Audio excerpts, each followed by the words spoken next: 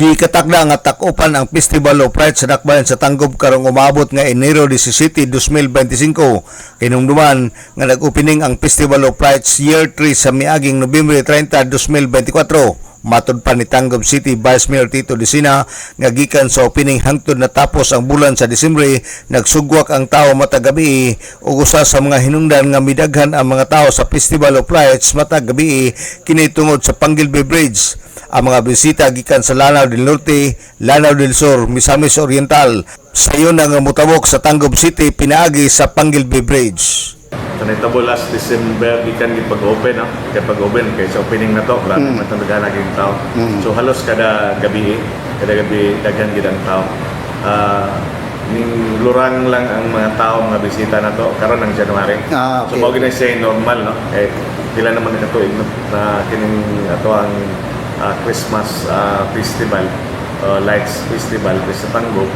So mao gid ang trend nga medyo basta gikan sa December 1 hangtod na o gikan sa opening hangtod sa December, end of December daghan-daghan ginang tao pero pagkakaroon nagadaghan yun nagadaghan yun atong nakita tungod na siya sa pag-abli sa tulay tungod kay ang atong mga bisita gikan sa Lanao Norte, Lanao Sur, gikan sa Cagayan de Oro, Bukidnon, Misamis Oriental.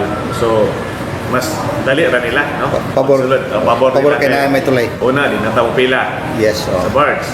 Di na tamo tuyok dito sa Zamboanga del Sur. Diretso na gid Tanggob. So mas madali nila, anytime po sila kanang mauli, no?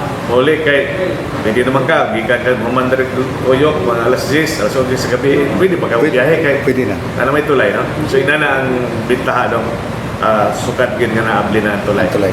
Dako kayong contribution sa Tanggob, ako kaya nga factor na din mga bisita na to sa Lanao area, mas sayo naging para nila.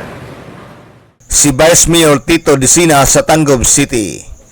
Gidugang ni Desina nga dili momino sa 3,000 ka mga guest ang mudangat sa dakbayan sa Tanggob matag adlaw. Una niini nga duawon ang Global Garden sa Uyohoy ug sa pagkagabi ang Festival of Lights nga naa nahimutang sa plaza sa dakbayan sa Tanggob.